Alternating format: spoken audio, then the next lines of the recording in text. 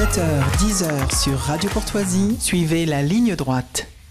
Alors qu'un remaniement historique est sur le point d'avoir lieu, vous vouliez revenir sur la polémique Moscovici qui a provoqué de nombreuses réactions. Et oui, Corentin, j'avais envie de vous parler d'un énième scandale démocratique qui a beaucoup fait réagir sur les réseaux et qui est en train de prendre beaucoup d'ampleur. Alors pour cela, je vous ramène 3 semaines en arrière, au moment du vote de la loi immigration. Alors période déjà oubliée par beaucoup de monde, soyez-en certains. C'était donc le temps où on se tapait des débats interminables qui ressemblaient souvent à une chamaillerie de cours de récréation, comme sur BFM TV par exemple. Je vous ai dit qu'en fait, la question migratoire, ça nous intéresse, mais avec un tout autre angle. Alors effectivement, c'est quoi votre angle ? Alors c'est quoi votre angle, la question migratoire ? C'est qu'il faut accueillir tous les migrants ? Alors j'ai envie de vous dire qu'on a de la marge. Et régulariser tout le monde. On a de la marge. Au sein de l'Union européenne, si on rapporte au nombre d'habitants, les personnes, les immigrés qu'on accueille, on est 20e. Combien on accueille chaque année ? Genre, je ne sais plus les chiffres précis. Alors, 500 000 entrées légales par an, ce qui est un on est 20e sur l'Union européenne. L'Union européenne, on est l'un des pays les plus riches. Donc, à partir du moment où les autres... Non, mais madame Soudé, vous vivez dans quel monde, enfin ? Vous avez des familles qui n'arrivent même, qui sautent des repas, qui n'arrivent même plus à se loger, à se nourrir, à se soigner. Vous êtes honteux d'opposer ainsi une misère à une autre. Alors, au moment où les passions se déchaînaient et où le texte de loi était sur le point d'être voté, le président de la Cour des comptes, Pierre Moscovici, avait en sa possession un rapport sur le coût faramineux et l'échec absolu de notre politique migratoire. Jean-Paul Gourevitch vous en parlait d'ailleurs ce matin. Sauf que Monsieur Moscovici s'est octroyé le droit de ne pas publier son rapport qui aurait fait l'effet d'une bombe car il aurait permis à de nombreux députés d'aiguiser leurs arguments sur des sources concrètes et des chiffres vérifiés par une institution. Alors face à ce scandale démocratique qui a choqué de nombreuses personnalités et pas des moindres, Pierre Moscovici s'est justifié sur LCI tout en assumant avec sa désaventure qui le caractérise bien qu'il aurait tout simplement pu ne pas publier le rapport du tout s'il le souhaitait. Et est-ce que vous comprenez que ça aggrave la méfiance d'un certain nombre de gens qui se disent voilà, ça c'est la République des notables, ils se disent oulala, on va attendre, d'abord laissons passer le feu et puis après on publiera le rapport. Non, s'il y avait eu une République des notables, j'aurais pu tout simplement décider que ce rapport ne serait pas publié. J'ai simplement décidé de le retarder en vérité de 8 jours ouvrables. Parce que c'était le 13 décembre, le 22 c'était le trêve des confiseurs, et le premier jour, le 4 janvier, je l'ai sorti. Encore une fois, la Cour des comptes, elle est là pour éclairer le débat public. Elle a fait ce rapport, nous l'avions décidé avant, et nous le sortons. Et nous le sortons très vite, nous le sortons au plus vite. Mais le jeter dans le brasier d'un débat dont on a quand même sorti une très grande tension, qu'est-ce que ça aurait fait ? Ça aurait fait qu'on aurait tout caricaturé du rapport, et que le rapport lui-même aurait été utilisé dans le débat à mauvais escient. En tout cas, j'assume totalement. Il est sorti. Je suis persuadé d'avoir eu raison. Alors évidemment, cet entretien a lui aussi beaucoup fait réagir, à commencer par un journaliste que je n'ai pas cité depuis très très longtemps, comme Pascal Praud, qui a une nouvelle fois exprimé sa colère contre ces technocrates et leur arrogance. Voilà un homme qui se permet de dire « mais le rapport, j'aurais pu ne pas le publier. C'est juste l'argent des Français. » Quelle arrogance. C'est le rôle de la Cour des comptes. Bah oui, c'est son boulot. Et c'est le rôle de mais de dire moi, Pierre Moscovici, j'aurais pu ne pas publier ce rapport. Mais qui est cet homme ? C'est le fait du prince. Mais pour qui se prennent-ils ? Mais c'est un petit marquis qui n'aura pas quitté le Flore et Saint-Germain-des-Prés. Mais qui est ce... Vraiment, ça m'a mis en colère ce matin quand j'ai appris ça. Ça m'étonne de vous. Non, mais je trouve ça invraisemblable. Il aura traversé toute sa vie politique avec l'argent des Français, avec un mépris, une arrogance. Une suffisance. Ces gens sont imbéciles, incapables. Ces gens sont invraisemblables de mépris social. Et en plus, ils se disent de gauche. Mais il y a du mépris. Il y a du mépris. Mais ils se moquent de nous.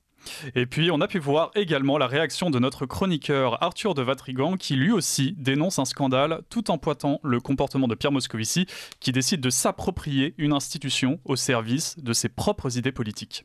Moi, je trouve ça effrayant. C'est-à-dire qu'il y avait un planning. La Cour des comptes devait publier ce rapport le 13 décembre. Oui. Soit 2 jours avant la commission mixte paritaire. Oui. Pierre Moscovici, premier président de la Cour des comptes, explique « Je ne l'ai pas fait j'ai choisi à titre personnel de ne pas le faire pour pas que ce rapport soit utilisé et qu'il interfère avec la loi. » Alors à quoi sert un rapport déjà si on ne doit pas l'utiliser ? Ce qui est assez effrayant. Alors on sait très bien que M. Moscovici ne souhaitait pas qu'il soit utilisé dans un sens, c'est-à-dire dans le sens d'un durcissement du projet, parce que ce rapport donnait des éléments factuels qui appuyait le durcissement du projet. Or, ça allait à l'encontre des idées de M. Moscovici. Donc on appelle ça de la rétention d'informations pour des raisons idéologiques. Quand on a ce poste-là, je trouve ça effrayant. Moi qui croyais que la Cour des comptes était au service de la France, il faut croire que non. Ou alors c'est M. Moscovici qui s'approprie la Cour des comptes pour ses idées personnelles, ce qui est encore plus embêtant. Et c'est un scandale d'autant plus important qu'il l'assume complètement, c'est-à-dire qu'il piétine la démocratie, puisqu'il s'agissait du vote des deux chambres, du Sénat et du Parlement. Et en plus d'un mépris gravissime pour les Français et ses représentants, qui sont beaucoup trop bêtes pour pouvoir bien utiliser ce rapport. Et enfin, l'avocat Thibault de Montbrial a littéralement dézingué le président de la Cour des comptes en fustigeant le mépris de ces élites qui nous gouvernent depuis plus de 40 ans. Pierre Moscovici, c'est un peu l'incarnation de tout ce qui a fait l'échec français depuis 40 ans. C'est un apparatchik, il faut jamais oublier que c'est un apparatchik socialiste. C'est quelqu'un qui a milité dans les rangs du Parti socialiste, qui en a gravi les échelons, qui a ensuite eu la carrière de tous les politiciens professionnels de gauche qui ont largement contribué à amener la France là où elle en est aujourd'hui, et c'est pas un compliment dans ma bouche, et qui aujourd'hui, par le jeu des honneurs inéluctables en fin de carrière, quand on a eu une telle vie professionnelle, c'est professionnel en tout cas politique, eh bien se retrouve à un poste où avec une espèce de morgue et de dédain, parce que moi ce qui m'a frappé, c'est pas tellement ce qu'il a dit, c'est la façon dont il l'a dit. Alors tous ces scandales démocratiques qui commencent à s'accumuler de façon inquiétante donnent de plus en plus raison à ces gens que certains journalistes appellent complotistes et qui eux-mêmes disent depuis très longtemps que les dés sont pipés, tout est truqué, il n'y a pas réellement de contre-pouvoir, pouvoir qui d'ailleurs ne s'appliquerait plus à l'Élysée mais autre part. Preuve que les complotistes ne sont pas forcément ce que l'on croit. D'ailleurs, on est tous un petit peu le complotiste de quelqu'un. Même Julien Pain, figurez-vous, qui a osé questionner la version officielle de l'armée israélienne sur les tunnels du Hamas, comme pourrait le faire un pur complotiste finalement. Est-ce que vous êtes toujours persuadé que c'était un centre de commandement, ces tunnels? On n'est pas persuadé, on le sait. Qu'est-ce qui vous fait dire ça? Je vais vous dire deux choses. D'abord, on était présents, on l'a vu, et puis on a des centaines de terroristes du Hamas, des Nourba qui sont chez nous, et qui parlent, et qui donnent le renseignement le plus précis, et on a tout. Votre question nous dérange. Pourquoi? Parce que c'est inadmissible qu'une démocratie comme la vôtre pose une question à une autre démocratie. Posée au Hamas, posée aux salafistes qui tuent et qui attaquent les démocraties, ce qu'ils font eux. Cette remise en doute et cette remise en question est extrêmement étrange, voire nauséabonde. En fait, évidemment que le Hamas ment sur beaucoup de choses, ça c'est une évidence. Et comme on est entre démocraties, on se pose des questions de démocratie, ce qui me semble normal. On a besoin de savoir si effectivement le Hamas se servait de l'hôpital comme d'un bouclier humain. Donc c'est un travail normal de journaliste, je pense. Vous êtes d'accord avec moi? Non, c'est un travail de quelqu'un qui essaye de détruire la parole de l'autre. C'est pas un travail de journaliste.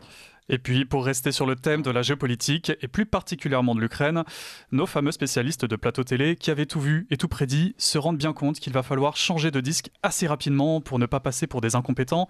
Et donc, ils se mettent à reconnaître très sérieusement que nous ne sommes pas face à une défaite de l'Ukraine, non, mais à une absence de victoire, ce qui n'a rien à voir, bien sûr. Le dispositif et la manière dont nous avons choisi d'apporter une aide à l'Ukraine et l'aide que nous avons effectivement apportée ne pouvaient pas produire une autre situation que celle-ci. Et c'était justement parce qu'on a visé des fournitures en armement qui ne permettaient pas à l'Ukraine de remporter une victoire militaire décisive par crainte d'un effondrement de la Russie que nous sommes face, non pas à une défaite de l'Ukraine, mais à une absence de victoire que nous attendions. Et c'est aussi, alors c'est un choix délibéré de ne pas avoir fourni en temps, en heure, les armements auxquels nous étions, nous, collectivement occidentaux, États-Unis et Européens, engagés. Voilà, alors tous ces spécialistes avaient donc tout prévu, bien évidemment, de même pour ces fact-checkers qui ne se trompent jamais, bien sûr, et ces indéboulonnables politiques qui nous dissimulent la vérité, tout en l'assumant, bien sûr. N'attendez donc rien de ce remaniement qui n'intéresse personne, car Pierre Moscovici restera à la Cour des comptes, Laurent Fabius au Conseil constitutionnel et Macron à l'Élysée. Tant que les macronistes ou ceux qui leur ressemblent resteront à la tête de nos institutions ou dans les médias, rien ne changera. Ah oui, rien ne changera, mais ce qui est intéressant, c'est de voir justement comment la Macronie va essayer de se renouveler, va essayer quand même pendant 3 ans et demi de gouverner la France. Oui, mais en tout cas, bon, là, il y a des petites pistes qui arrivent, mais c'est vrai que bon, le nom Gabriel Attal, qui devrait d'ailleurs tomber dans quelques minutes maximum, quelques heures. C'est dans la matinée. Dans la matinée, ouais. Moi, je surveille. Oui, parce que ça peut tomber à tout moment. Mais alors après, il y a certains journalistes qui n'écartent pas l'hypothèse Sébastien Lecornu, parce qu'évidemment, quelque part, il y a Gérald Darmanin derrière qui, en sous-texte, essaye, en sous-main en tout cas, de bloquer un petit peu la nomination de Gabriel Attal, parce qu'évidemment, il y a des histoires de jalousie derrière. Oui, puis c'était les deux concurrents au poste de Premier ministre. Lui, d'ailleurs, il y a une tradition. Non, mais Darmanin, Darmanin, pas une tradition, mais... c'était plutôt Darmanin. Il devait, à un moment, lors du précédent remaniement, il devait remplacer Elisabeth Borne, mais ça s'est pas fait. Donc évidemment, il y a une énorme déception de sa part. Notamment après la loi sur l'immigration. Voilà, mais là c'était encore avant. Mais donc imaginez-vous, mettez-vous à la place de Darmanin. C'est un internaute sans façon, non. Sans façon, voilà. C'est un internaute qui l'a soulevé. Lui, il est là depuis 6 ans. Il gouverne, il se mange des dossiers absolument sensibles, etc. Et en face, il y a un petit gamin de 34 ans qui, comme ça, en quelques mois, arrive à se faire connaître, apprécier du public et qui, hop, d'un coup, arrive au poste tant convoité par Darmanin. Évidemment, c'est quelque chose qui ne passe pas. C'est ce que disait Calvi hier, d'ailleurs, à la radio. Enfin, est-ce qu'on va être gouverné est-ce que les ministres vont être acceptés d'être gouvernés par un gamin de 34 ans? C'est le terme qu'il a employé. Et il y a une autre hypothèse aussi, c'est que Gabriel Attal serait Premier ministre, mais également ministre de l'Éducation nationale. Donc, on aurait 2 postes. Avant d'être président. Mais alors là, voilà, c'est une faible hypothèse, mais c'est un journaliste politique et ça c'est déjà arrivé dans l'histoire, mais ça serait quand même extraordinaire parce qu'il a tellement marqué en ministère de l'Éducation nationale que ça n'est pas impossible. Et on va suivre ça demain dans notre table ronde justement sur ce nouveau remaniement et comment la Macronie peut tenter de survivre encore 3 ans et demi. Merci à tous de nous avoir suivis. C'était une longue chronique. Désolé, on n'a pas pu entendre tout le monde. Merci Louis Gaudière et puis on se retrouve très vite. On se retrouve demain pour une nouvelle zone libre. À demain.